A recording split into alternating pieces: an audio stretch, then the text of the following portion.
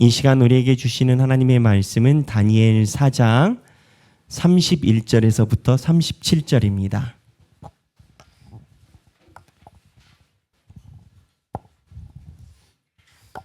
다니엘서 4장 31절에서부터 37절입니다. 자, 오늘 본문을 우리 함께 살펴보기 전에 한 가지 우리가 이제 다니엘서에 대해서 이해를 해야 되는 내용이 있습니다. 그 내용을 알고 그리고 이 본문을 보는 게 좋을 것 같습니다. 다니엘서는요, 기본적인 맥락은 하나님이 우리를 세상에 보내시고 세상 속에서 우리가 살아갈 때 세상의 눈에 보이지 않아도 주인이 하나님이다, 이거를 믿어라, 이 메시지를 갖고 있습니다.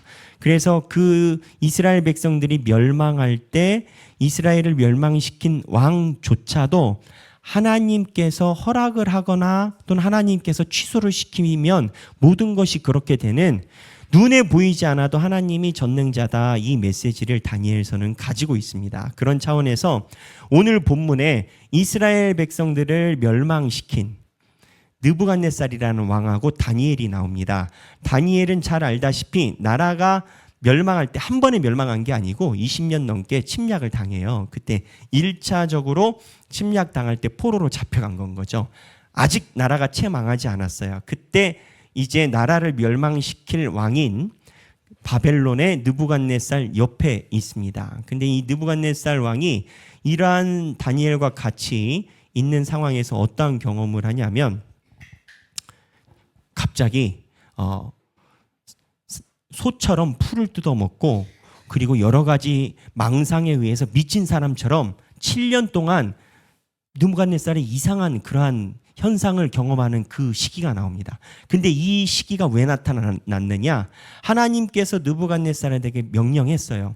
그리고 교만하지 말고 하나님을 제대로 섬기라라는 그러한 메시지를 줬는데 느부갓네살이 안 따라요. 안 따르고 나서 이 느부갓네살이 소처럼 풀을 뜯어먹고 이상한 현상이 나타납니다. 이 내용이 나타나는 본문이 오늘 본문이에요. 우리가 다니엘 하면은 사자굴에 간 거, 풀무불에 들어간 것은 잘 알지만 이렇게 느부갓네살이 풀 뜯어먹은 이야기는 잘 못 들어보는 게, 느부갓네살 풀 뜯어먹는 얘기거든요. 그래서 그 본문인데 함께 성경을 보도록 하겠습니다. 다니엘서 4장 31절인데요. 이 말이 아직도 나 왕의 입에 있을 때 하늘에서 소리가 내려 이르되 느부갓네살 왕아, 내게 말하노니 나라의 왕위가 내게서 떠났느니라.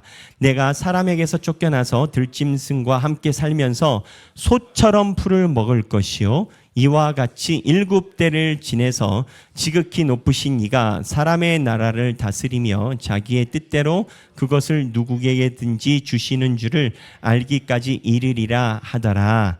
바로 그때 이 일이 나 느부갓네살에게 응함으로 내가 사람에게 쫓겨나서 소처럼 풀을 먹으며 몸이 하늘 이슬에 젖고 머리털이 독수리털과 같이 자랐고 손톱은 새 발톱과 같이 되었더라.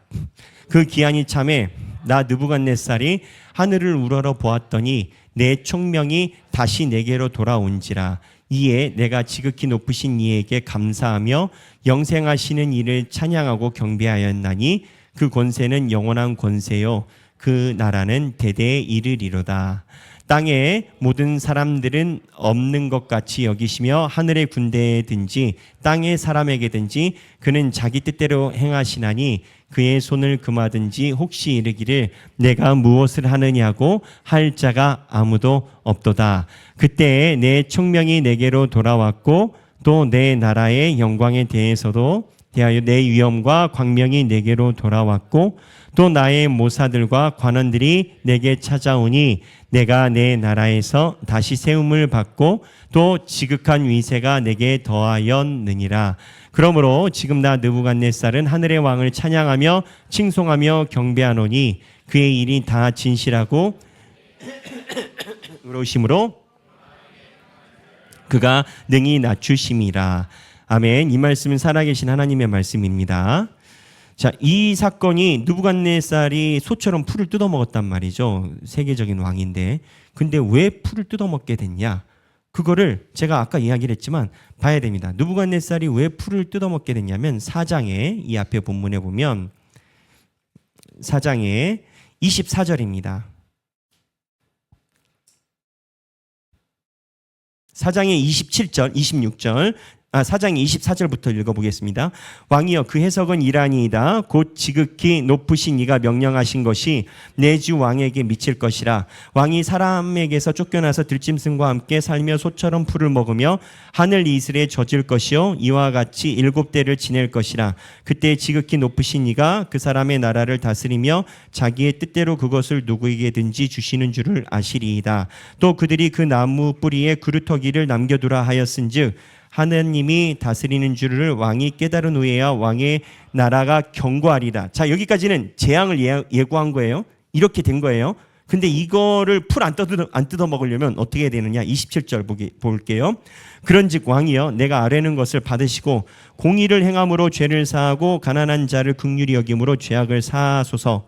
그리하면 왕의 평안함이 혹시 장구하리다 하니라. 당신한테 재앙이 올 건데 공의를 행하래요. 좋은 일을 하래. 그러면 지나갈 수 있을 거래요. 라고 이렇게 이야기를 하고 29절에 12달이 지난 후에 풀 뜯어 먹은 거예요. 그러니까는 12달의 인터벌이 있습니다. 다니엘한테 들을 때. 그러면 성경에서 느부갓네살이 왜 소처럼 풀을 뜯어 먹게 됐냐? 라고 얘기를 하면 하나님께서 이야기를 한 공의와 진실을 행하지 않아서라고 이야기를 하거든요. 근데 여기서 신학자들의 논쟁은 느부갓네살은 하나님을 모르잖아요. 그래서 하나님이 어쩌면 하나님의 말을 듣게끔 하는 거잖아요. 근데 행위잖아요. 우리는 구원은 믿음으로 이루어진다라고 배웠거든요. 근데 안 믿는 느부갓네살이 하나님을 믿는 방법이 여기에서는 행위처럼 나와요. 그래서 여기에서 어떠한 논쟁이 붙었냐면 안 믿는 사람이 착한 일하면 하나님께서 구원해 주느냐 이런 논쟁이 나와요. 필요한 논쟁인 것 같잖아요. 그때 칼빈이 이야기를 하는 내용이 있어요. 칼빈이 이 본문에 대해서 뭐라고 얘기를 했냐면 쉽게 얘기를 하면 행위는 열매일 뿐이고 이 느부갓네살의 기본적인 마음의 변화가 중요하다라고 얘기를 해요. 무슨 얘기냐? 칼빈은 진정한 회개는 인간의 마음에서 일어나는 것이다라고 이야기를 하면서 그러므로 현명해지기를 원하는 사람은 지식을 거부하고 이성을 믿는 어리석음을 멀리해야 한다. 그리고 나서 타락한 열정을 극복하여 하나님께 맡김으로 외적 생활이 내적 정신을 따르게 해야 한다. 무슨 소리인지 잘 모르겠죠. 칼빈의 말이 어렵죠. 그건 이런 건 거예요. 느부갓네살이 하나님의 말을 잘 안 듣고 풀 뜯어 먹었는데 문제는 뭐냐면 나중에 7년이 지나서 하나님을 찬양해. 그리고 아까 우리가 읽은 본문에 하나님을 찬양했잖아요. 그러면 느부갓네살이 구원받았냐라는 거예요. 안 믿는 사람이 이렇게 하나님을 찬양했을 때 구원받았냐라는 거예요. 느부갓네살의 찬양만 놓고 보면 대단한 찬양이에요. 그런데 성사학자들은 이 부분에서 두 개로 나눠져요. 구원받았을 가능성이 있다라고 이야기를 하는 사람이 있고 구원을 받지 않았다라고 명확하게 이야기를 하는 사람이 있어요. 이게 왜 구원에 대해서 이야기를 하는 게 왜 중요하냐면 우리의 신앙생활과 비슷한 부분이 있기 때문인 건 거예요. 우리는 장로교는 칼빈주의는 칼빈의 주의를 따르고 있는 교단에서는 느부갓네살이 구원을 받지 않았다라고 봅니다. 왜 느부갓네살이 구원을 받지 않았다라고 보냐면 느부갓네살이 하나님을 찬양한 게 유일신 하나님을 찬양한 것으로 보지 않아요. 느부갓네살은 하나님도 찬양할 수 있고 다른 신도 찬양할 수가 있어요. 그래서 조금 더 이야기를 하면 느부갓네살이 가지고 있는 신 개념은 바벨론 시대에는 다원주의예요. 다원주의는 무엇을 의미하냐면 신이 여러 개야. 신이 여러 개인데 신이 여러 개인 이유가 있어요. 각 분야별로 담당 신이 다른 건 거예요. 근데 느부갓네살이 볼 때 이 하나님 신은 꿈을 잘 맞춰. 그러니까 꿈을 맞출 때 하나님을 엄청나게 찬양해. 풀물불에서도 구하기도 해. 오케이, 구원까지도 있네. 찬양해. 근데 이 영역이 자기의 100%가 있으면 100%의 포션의 한 10%고 나머지는 다른 신을 가지고 있는 훌륭한 다신론자의 상이 느부갓네살이다라고 칼빈과 카일 푸세이와 아처와 고안이라는 세계적인 석학을 중심으로 많은 신학자들이 그렇게 봐요. 이런 건 거죠. 일본이 선교가 어렵다라고 해요. 여러분 들어보신 적 있는지 모르겠지만 일본이 참 선교가 어려워요. 왜 일본이 어렵냐면 일본 사람들이 교회 와가지고 하나님 말씀을 듣고 은혜를 받아 아멘 그래요. 그 주여야 주여 해요. 은혜 받았다. 그럼 다음 주에 교회를 안 와? 전화했어요. 그때 사정이 있었대. 무슨 사정이? 신사에 가야 갔대. 신사는 신사 사당이거든요. 뭐였냐? 신사 가서 예불 했대. 신사 가서도 신사 자기네들 일본 사람들이 섬기는 귀신들, 신사가 일본 사람들이 섬기는 조상신들이 모인대거든. 거기 가서 예식을 한 건 거야. 지난주에 아멘 하더니 그 다음 주에 또 하나 전화했더니 이번엔 불당 갔대. 예불을 올리고 공부를 했대. 이 사람 참 대단한 사람. 그리고 그 다음 주에 다시 교회를 왔어. 그랬더니 세상 진지하게 아멘 주여. 이 다신론이에요. 다신론. 찬양하는 순간에 하나님을 진솔히 찬양하는 것처럼. 근데 느부갓네살이 이 성향을 가지고 있어요. 그래서 하나님을 찬양했을 때 이 찬양하고 회개의 모습을 가진 게 뭐가 문제냐? 진정으로 하나님을 유일신으로 섬기지 않는 건 거예요. 이 다신론적 생각을 가지고 있는 사람들은 하나님을 유일신으로 섬기지 않는 거예요. 우리 물론 당연하지. 그렇게 생각하겠지. 그러면 우리가 가지고 있는 질문은 뭐냐면 다신론자들은 왜 유일신 하나님을 거부하냐고. 간단합니다. 다다익선이에요. 그러니까는 신들이 많으면 가끔 그런 분들도 있거든요. 아빠가 교회 안 나가. 그리고 자식이 기독교 가는 거를 가라고 그래. 그 신인한테 기도하면 뭐 도움이 있겠지. 그러다가 자식이 크다가 나중에 불당에서 뭐가 있어. 불당 간다. 가래. 거기서도 뭐 좋은 걸 얻겠지. 그러니까는 이 다신론가들의 기본적인 생각은 다다익선인 건 거예요. 많을수록 좋다라는 건 거예요. 근데 많을수록 좋다라는 생각에 근저가 있어요. 그 근저는 뭐냐면 신들에 대해서 본인이 평가해서 마치 버킷리스트처럼 이렇게 집어넣는 건 거예요. 꿈꾸는 해석신, 돈신, 농부신 또는 가족신 집어넣는 거란 말이에요. 이러한 상태를 칼빈이 어떻게 보냐면 이러한 다신론적 상황의 제1 접근은 지 머리야. 자기가 생각할 때 다다익선이라고 여겨지는 신들을 카테고리에 집어넣는 거야. 그래서 칼빈이 다신론에서 유일신으로 넘어오려면 이 본문의 회개를 이야기를 한 건데 지 머리, 지식을 거부하고 이성을 믿는 어리석음을 버려야 다신론적 상황에서 해방이 돼요. 무슨 얘기냐?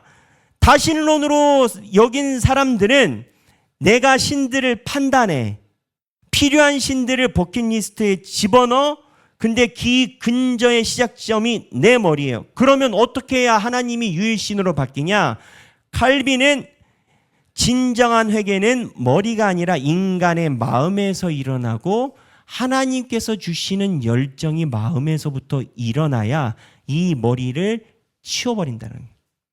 느부갓네살은 하나님이 해석하는 신으로 머리에 있는 거예요. 그러니까 하나님을 이렇게 피킹하는 건 거예요. 그래서 이 다신론적인 상황에 있는 사람들은 사실은 여러 관계를 유지하는 게 다다익선이라고 생각하잖아요. 이거를 현대적으로 심리학적으로 보면 관계 중독적 현상이에요. 관계 중독이 뭔지 아세요? 이제 신을 놓고 얘기를 할 때 여러분, 관계 중독은 자기가 이유가 뭐가 됐든 성장기가 됐든 인생에 뭐가 됐든 내가 진정으로 신뢰를 받아야 하는 대상한테서 완벽한 신뢰를 받지 못해요. 대부분은 어렸을 때 부모와의 관계를 지적해. 부모가 온전한 사랑과 신뢰와 애정을 주지 못한 사람은 성장을 했을 때 어렸을 때 신뢰를 받았던 한 사람에 대한 그 경험이 부족하기 때문에 자기의 이 신뢰 부족함에 있는 불안감을 해소하기 위해서 많은 관계를 추구한대요. 소위 오지랖인 거지. 네. 많은 관계를 추구해. 그래서 뭐 전화번호 책을 보면은 한 10,000명 있고 20,000명 있고 뭐 5만 군데는 다 가. 내가 문을 다 가. 근데 이게 이제 관계 중독적 현상이라는 거예요.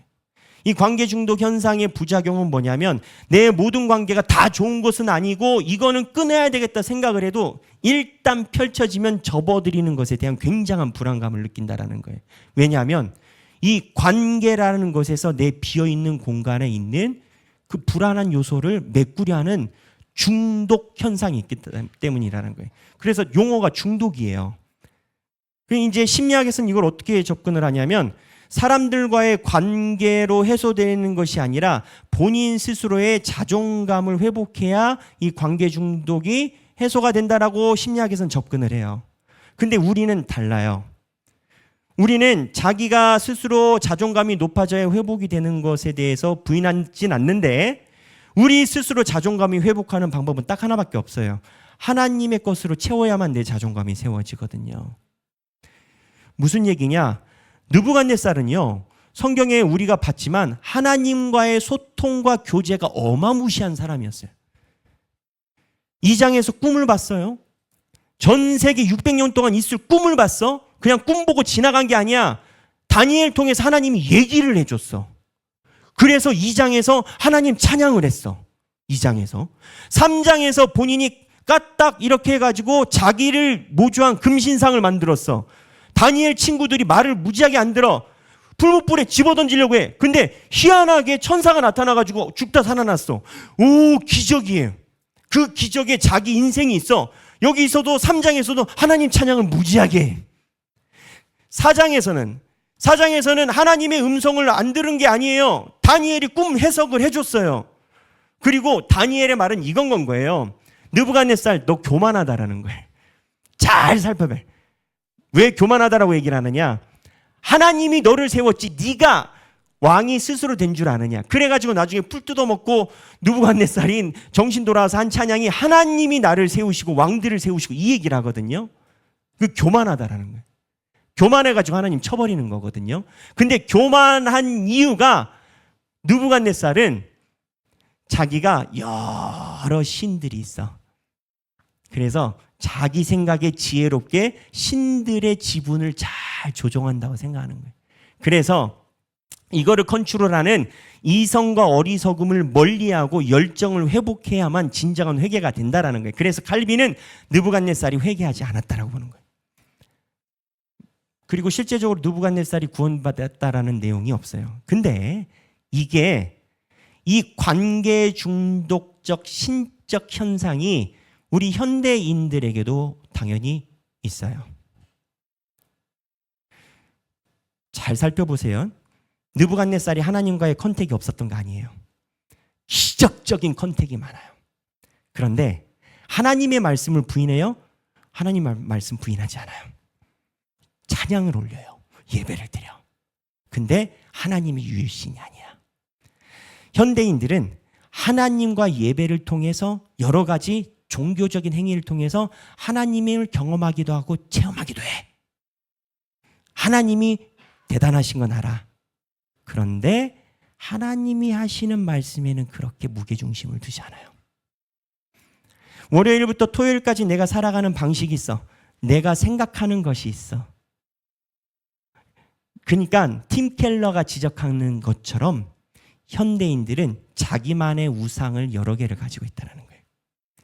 하나님 신도 있고 돈 신도 있고 명예 신도 있고 어떠한 사람은 이 관계 중독처럼 자기의 인프라에 해당되는 신이 있고. 그러니까 무슨 얘기냐? 제가 제자반에서 한 얘기예요. 제가 제일 신기한 게 있어요.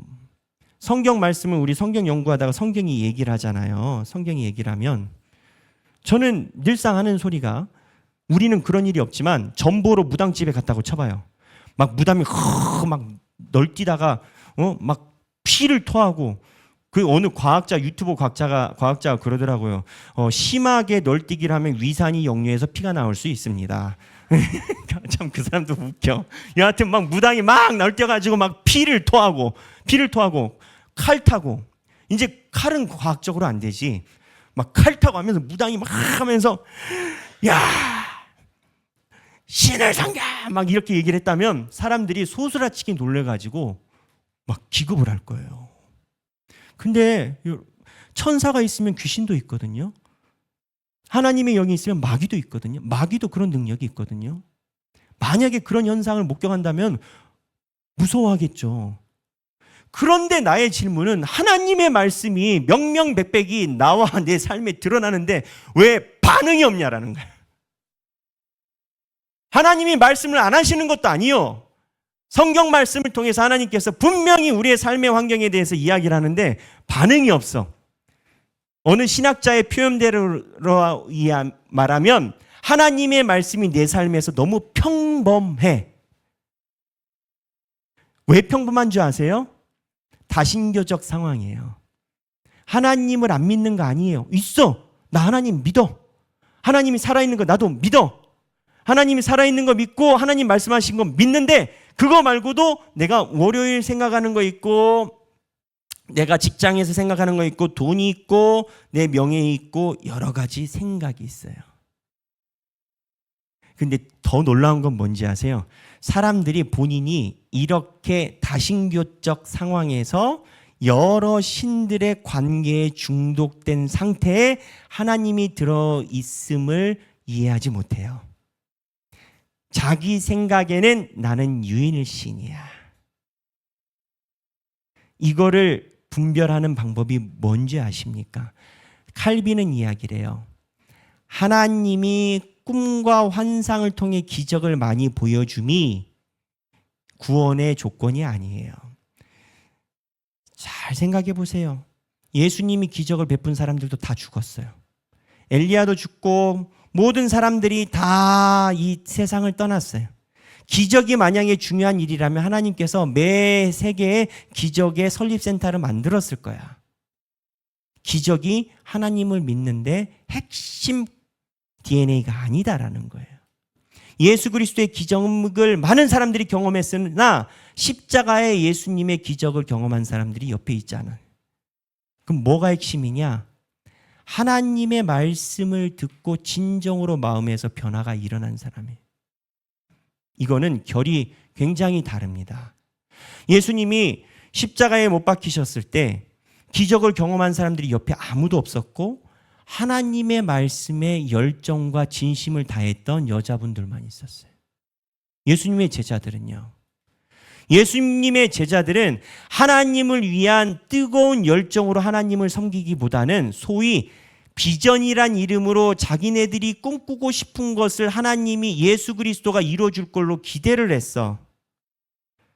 열심당원인 베드로도, 시카리를 꽂고 다니는 이 사람들도 세리든 마태든 각 지파와 출신이 다른데, 이들은 예수를 위시해서 자기네 지파들이 가지고 있던 비전을 예수가 이루어주기를 바랬어. 어떻게 이루냐?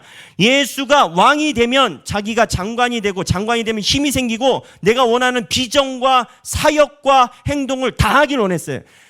그런데 예수가 왕이 안 된 거예요. 그러니 떠난 거예요. 예수님의 말씀에 열정이 회복되지 않으면 우리의 신앙생활 중에도 지식으로, 이성으로 내가 만들어 온 다신적 예수의 말씀이 아닌 다른 것을 가져갈 수 있어요. 한국교회에서 전 그런 현상을 많이 봅니다.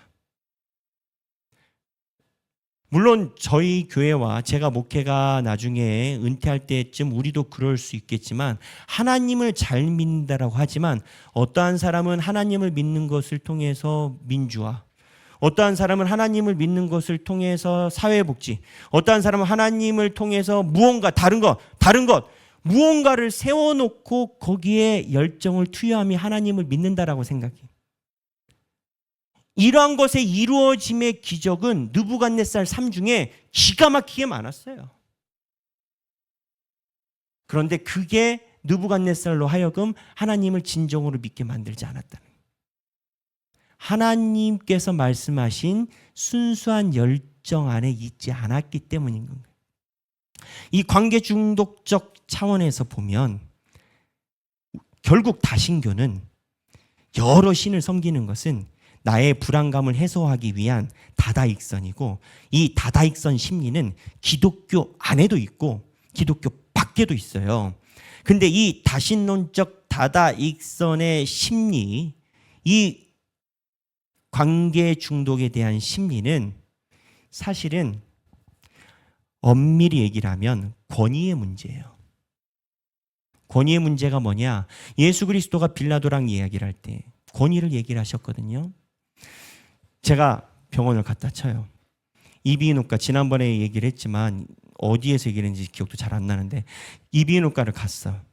어느 목사님이 나와서 그 얘기를 했다라고 제가 했잖아요. 이 이비인후과 가가지고 그 의사 선생님이 처방을 하는데 40이 넘었는데 비염이십니다 그러더래. 그래서 목사님이 그 얘기를 했대. 저는 40년 동안 알레르기 비염이나 이런 걸 알아본 적이 없습니다, 선생님. 그랬더니 의사 선생님이 웃으면서, 목사님, 제가 의사입니다. 거기서 끝난 거예요. 이 말의 패턴이 뭐냐? 권위가 어디에 있느냐라는 거예요. 아무리 목사여도 몸에 대해서는 의사 선생님이 잘 아는 거지. 근데 이 권위가 하나님께서 주시는 말씀이 없다라는 게 아니라 하나님께서 주시는 말씀 외에 다른 것에 권위가 흩어져 있는 거예요. 그래서 이러한 현상에 있을 때는 하나님에 대해서 온전히 유일신적 신앙을 갖기를 못해요. 다신론적 상황이 우리의 삶 중에도 하나님의 말씀을 왜 온전히 따라가지 못하고 하나님의 말씀대로 왜 삶이 안 변하냐? 제가 아까 이야기를 했던 무당이 칼 타면 기겁을 할 건데 하나님의 말씀이 살아 움직인다라고 느끼면서도 왜 삶이 변하지 않느냐? 거기에 권위가 부여되지 않고 다른 것에 권위가 있고, 목사님, 평신도는 평신도의 삶이 있습니다. 월요일은 월요일이고요. 또 관계도 있고요. 직장의 일도 있고요. 저희가 생각하는 라이프도 있고요. 하나님의 말씀은 말씀대로 개토화되는 격린. 격리돼서 나머지가 비어있냐? 본인이 의지하는 바가 다 있어요. 이 관계 중독의 사항을 예수 그리스도가 만나요. 예수님이 만난 사람이 누구냐? 우물가의 한 여인이에요. 예수님이 물어봐요. 남편을 데려오라. 나중에 어떻게 됐어요? 남편이 5이래. 왜 5일까요? 관계에 대한 중독 현상인 겁니다. 그 여자가 5을 통해서 자기가 가지고 있는 불안감을 관계라는 것을 형성해서 다신교적 상황으로 접근하려고 할 때 이 관계가 5이어서 이 여자가 삶에 대한 방향을 못 찾은 건데, 어떻게 해결 볼 수 있을까요? 5은 모자라 10이면 될까? 남편이 10이면 이 상황이 해결이 될까? 그러지 않아요. 예수 그리스도에게서만 물이 나오고 하나님에게서만 물이 나오고, 그 물이 뭐냐? 하나님의 말씀을 기점한 하나님의 뜻이 있음을 믿어야 돼. 예수 그리스도의 제자들도 어쩌면 예수님이 십자가에 못 박히시기 전에 본인들이 관계 중독에 의거하여 하나님의 말씀이 아닌 하나님을 통한 부수적인 것에 기대를 가지고, 하나님을 안 믿은 게 아니에요. 하나님 곁에 예수님을 안 믿은 게 아니에요. 예수님과 삶을 안 사는 게 아니야. 3년 동안. 그런데 이들은 예수를 통한 무엇을 바라본 거지 예수의 말씀에 안착하지 않았어요. 예수님이 내가 예루살렘에 가서 죽는다는 얘기를 3번이나 했어요. 예수님의 말씀을 안 믿어. 예수님의 말씀을 거부해. 근데 본인은 거부했다라고 생각하지 않아. 왜? 예수랑 같이 있으니까. 결론은 어떻게 돼요? 십자가에 예수님이 못 박히시는데 본인이 생각했었던 관계도에서 예수 그리스도의 유일성이 사라지니까는 도망간. 오늘 느부갓네살이 구원을 받냐 받지 못했냐, 물론 이게 이 핵심의 주제가 아닌 걸 전제하고 신학자들이 논쟁을 했습니다. 다니엘에. 하지만 결론은 뭐냐? 느부갓네살은 구원받지 못했다는 겁니다. 왜? 훌륭한 다신론자여서. 왜 훌륭한 다신론자인가? 관계에 중독이 돼서 사방 군데에 본인의 신뢰를 집어넣으려는 속성을 가지고 있기 때문에. 현대 우리도 하나님을 말씀으로 따르고 살아가지만 하나님 말씀에도 내가 의지하는 바가 많으니 아무리 목사님이 아무리 성경 말씀이 맞는 소리를 한다 해도 그럴 수 있지요 라고 끝난다. 하나님의 말씀과 하나님의 선포하심이 유일하다면 그 우물만 바라볼 것이고 하나님께서 주시는 말씀 안에서만 내 중심을 넣을 것인데 내가 가지고 있는 다신교적 여러 상황이 나에게 있으니 이때는 말씀 중심으로 살아가는 것 같고 이때는 목사님 말씀이 맞다라고 얘기를 했다가 자기가 다른 신을 잡고 있을 때는 뒤돌아도 보지 않고 그럴 때도 있지 이렇게 간다라는 거예요. 우리의 삶에 하나님의 말씀이 없었기 때문에 우리의 삶에 역사가 없는 것입니까? 아니면 하나님의 말씀을 유일한 것이라고 우리가 믿지 않았기 때문에 역사가 없는 것입니까? 느부갓네살은 하나님의 말씀에 그렇게 관심을 갖지 않았어요. 자기가 가지고 있는 상황에 답을 주는 현상에 집착했지.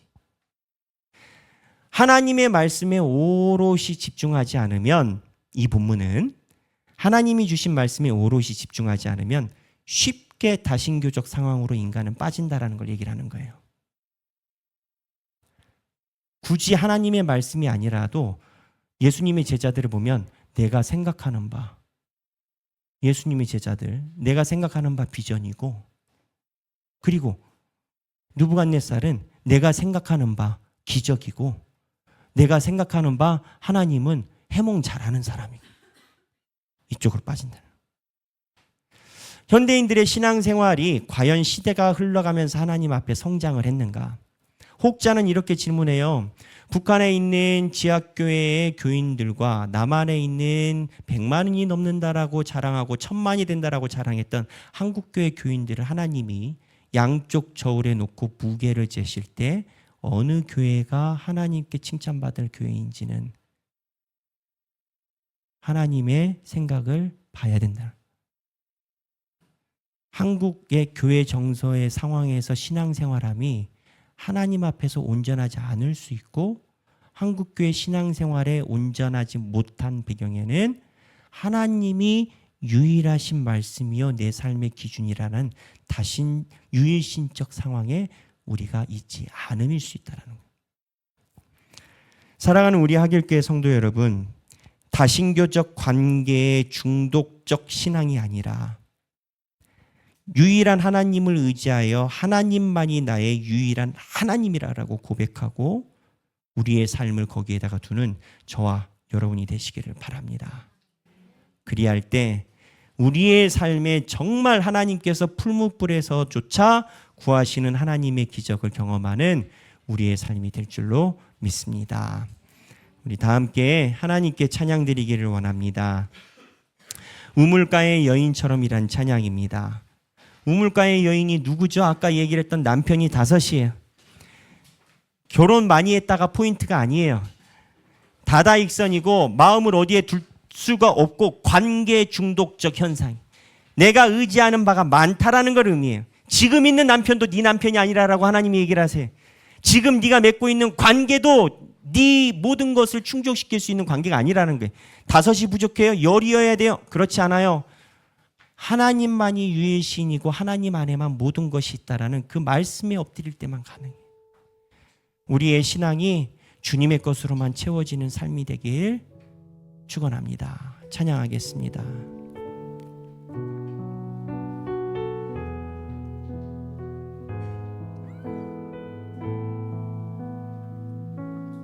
우물가에 인처럼 난 구했네. 헛되고 헛된 것들을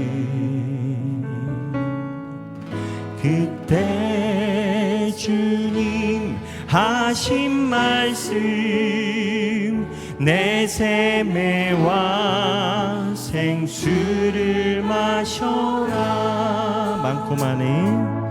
많고 많은 사람들이 찾았었네. 헛되고 헛된 것들을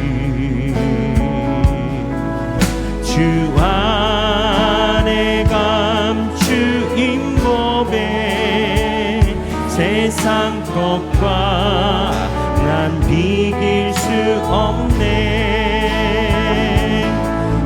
오 주님 채우소서. 나의 잔을 높이 듭니다. 하늘 양식 내게 채워주소서. 넘치도록 채워주소서. 많고 많은 사람들이 찾았었네. 헛되고 헛된 것들을 주 안에 감추인 몸에 세상 것과 난 비길 수 없네. 오 주님 채우소서.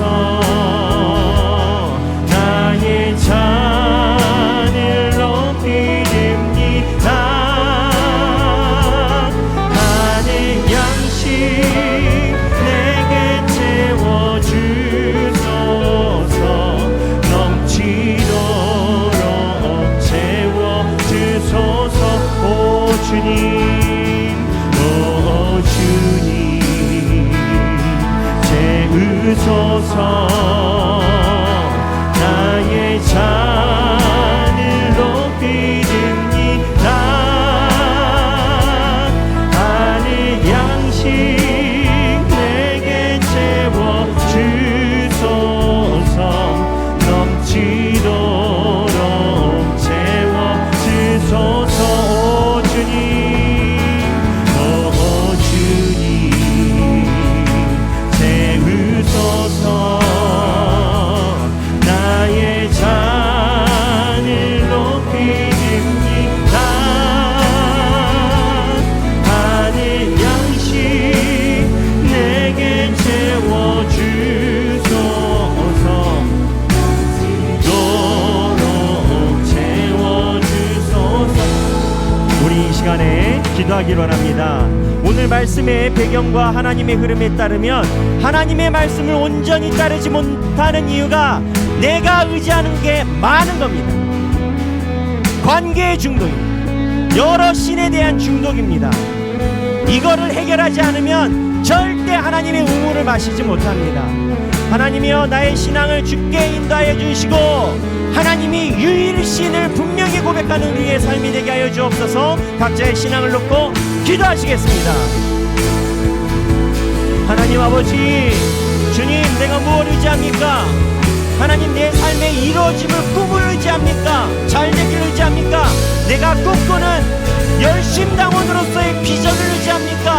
하나님 느부갓네살처럼 꿈을 해석해내고 현실을 바라보는 걸 의지합니까? 돈을 의지합니까? 바알을 의지합니까? 농경신을 의지합니까? 주여 하나님의 말씀이 왜 말씀으로 들리지 않고 하나님의 말씀이 내 마음에 꽂히지를 않으며 하나님의 말씀에 대해서 내가 관심이 없으니까 세상에 하나님의 말씀이 아닌 곳에는 그렇게 부지런하게 다니면서 하나님의 말씀에 대해서는 하나도 관심 없는 나의 신앙생활을 주여 용서하여 주옵소서. 하나님 내가 가지고 있는 열정 중에 하나님의 말씀을 들음이 1순위가 맞습니까? 주여 주님 내가 나를 분별하게 하시고 내가 하나님을 온전히 섬기지 않아 다른 다신론적 상황에 있음을 우리가 주 앞에 고백하게 해 주옵소서. 주여 우리를 불쌍히 여기시고 하나님 우리가 온전히 주 앞에 서게 하여 주옵소서. 주여 우리가 주님 앞에 나아가니 주님의 말씀 속에서 우리가 온전히 서게 하여 주옵소서. 주님의 말씀 속에 우리가 걸어가게 하여 주시고 하나님의 인도하심에 따라 온전한 신앙이 되게 하여 주옵소서. 주님 우리 주님께서 역사하시며 우리에게 말씀하사 이끌시고 인도하심에 우리가 바라보게 하여 주옵소서. 느부갓네살처럼 하나님의 목전에서 여러 가지를 경험했으나 하나님의 구원의 기록이 되지 못한 자와 같은 우매한 자가 되게 마시고 온전히 주님의 기록과 인도하심 속에 온전히 살아가는 우리가 되게 하여 주옵소서. 주님 역사하여 주옵소서. 주님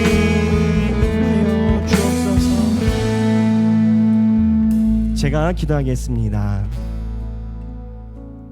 하나님, 우리가 열심을 내고 쫓아다니고 품고 있는 것이 하나님의 말씀이 맞습니까?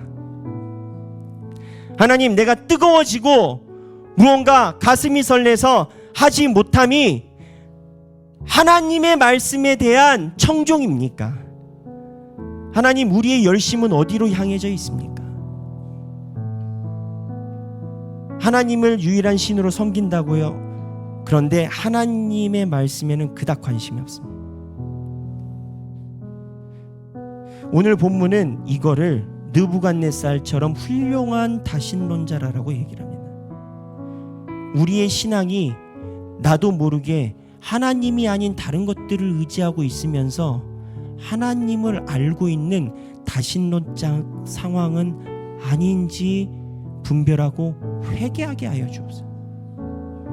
만약에 하나님의 말씀과 하나님이 나에게 유일한 분이라면 하나님이 주시는 꼴을 먹는 게 가장 중요한 목적이고, 하나님이 주시는 꼴을 찾아가고 하나님이 주시는 그 말씀의 꼴에서 내가 모든 기쁨을 느끼고 그곳에 모든 예배에 있음이 있어야 되는데, 주여, 그러지 못한 우리의 삶의 인생이 있다면 우리가 회개하오니 주여 우리를 불쌍히 여기사 용서하여 주시고 주님의 은혜로 메꿔 주옵소서.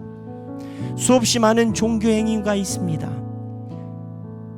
죄송하지만 일본 사람들은 수없이 많은 종교 행위에 본인들의 삶이 번잡한 것 같습니다. 근데 기독교적 종교 행위에 우리는 번잡한 것이 아닌지 우리가 우리를 분별할 수 있는 힘을 허락하여 주옵소서. 그리하여 성경이 이야기라는 유일한 하나님의 유일신에 나의 인생을 묻고 하나님이 여신다면 그 인생이 분명 주 안에 열릴 것이요, 다니엘이 하나님만 바라보고 살아갔음에도 불구하고 7 왕이 바뀌었음에도 총리직을 한 번도 잃지 않았던 것처럼 하나님만 의지해도 세상에서 하나님께서 우리의 삶의 길을 내심을 분명히 믿고 살아가게 해 주옵소서. 방법이 아니라 말씀이요, 기적이 아니라 하나님의 말씀이요, 하나님이 유일신이라는 우리의 고백이 우리에게 필요합니다. 주여, 우리의 신앙을 만져주사 구하라 그러면 너희에게 주실 것이요 찾으라 그러면 찾을 것이라 하였으니 우리의 삶에 신앙을 더하사 믿음을 더하사 성령의 성장을 우리에게 기름을 부어주사 우리가 주님만 온전히 믿고 하나님의 생명의 영생 속에서 모든 삶을 이끌어 갈 수 있도록 축복하여 주옵소서. 이제는 우리 주 예수 그리스도의 은혜와 하나님 아버지의 극진하신 사랑과 성령님의 감동감화 교통하심이 입으로만 유일하신 하나님이 아니라 정말 하나님이 나의 유일하신 하나님이다라고 고백과 삶과 생각과 모든 것들을 주 앞에 내려놓고 주님 앞에 경배를 하며 살아가기 원하는 사랑하는 모든 주님의 백성들 머리 위에 지금으로부터 영원토록 함께 계시길 성부와 성자와 성령의 이름으로 간절히 축원하옵나이다. 아멘.